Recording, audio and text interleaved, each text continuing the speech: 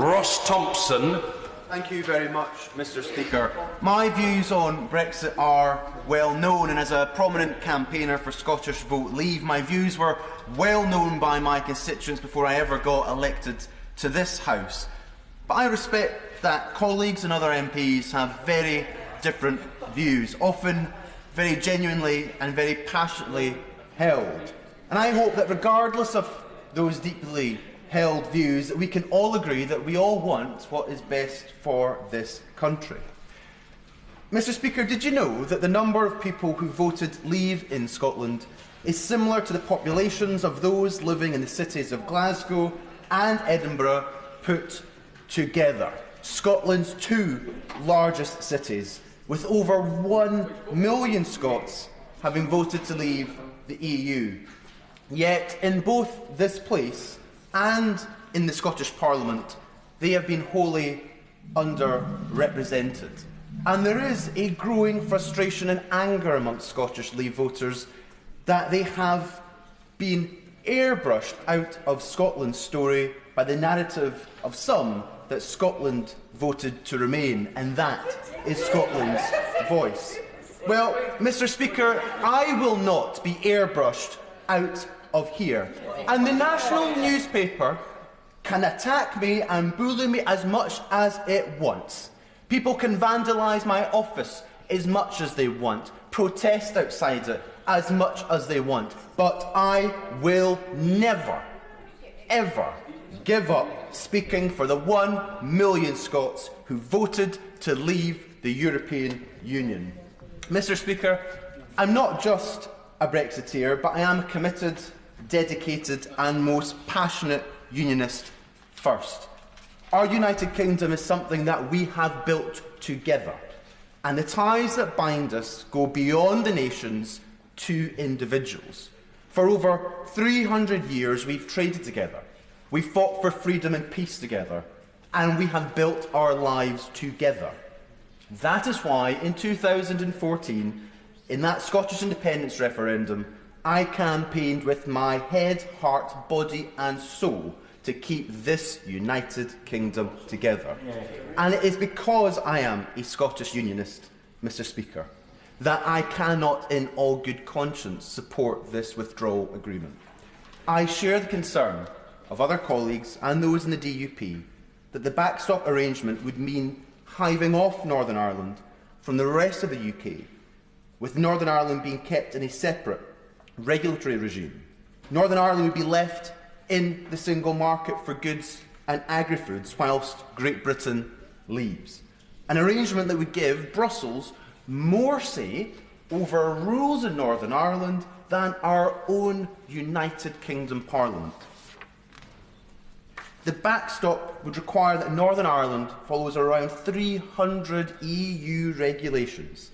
And if the UK were to diverge from one, it means a border down the Irish Sea.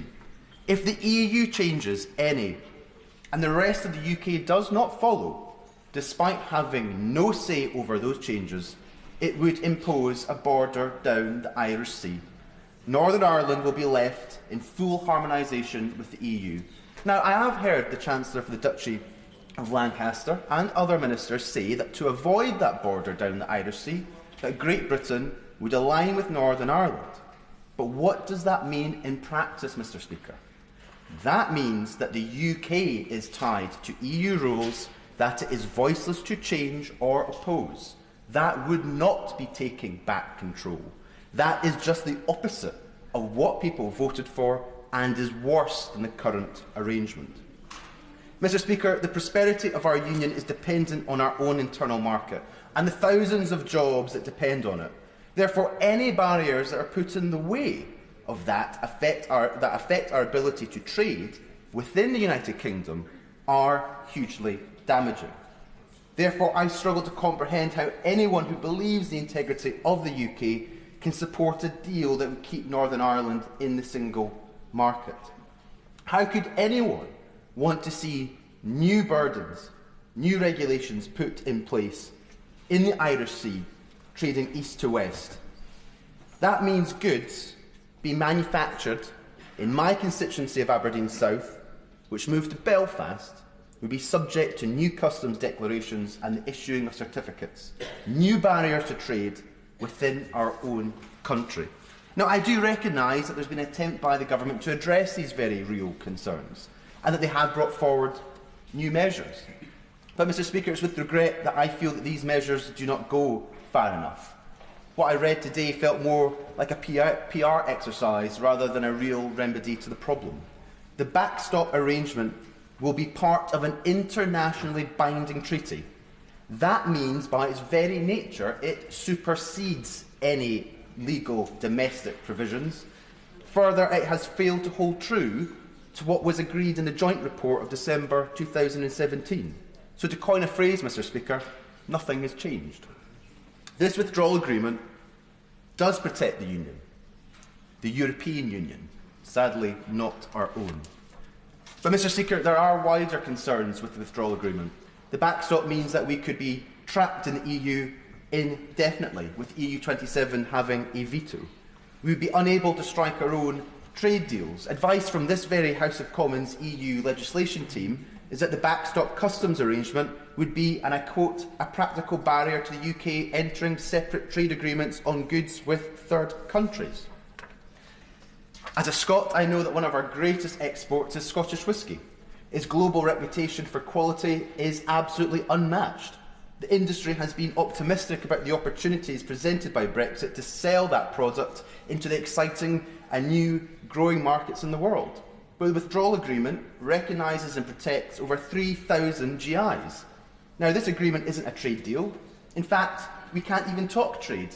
But within the withdrawal agreement, the UK is protecting EU GIs such as Parma ham and feta cheese. This has the potential to stop us from reaching free trade agreements with the US or India, which are the big markets for Scottish whisky. In trade deals, we need to protect our own GIs, not the EU's. Further, the US Ambassador, Woody Johnson, has clearly stated that if this withdrawal agreement is passed, then it doesn't look like it would be possible to agree a bilateral UK-US trade deal. Lastly, Mr Speaker, we have to pay £39 billion to the EU. Do you know that that is £1,400 per family here in the UK? For that amount of money, ordinary taxpayers should rightly feel that they aren't getting very much for that. Mr Speaker, I recognise that in a negotiation one side doesn't get everything that it wants and the other side gets nothing. However, nowhere in this agreement can I see something that the UK has achieved as a significant concession. Unbelievably, the EU appears to have everything that it wants, which is why it's therefore little wonder that the EU Commission is claiming that the power is with them, that it is their mission to prove that leaving the EU doesn't work.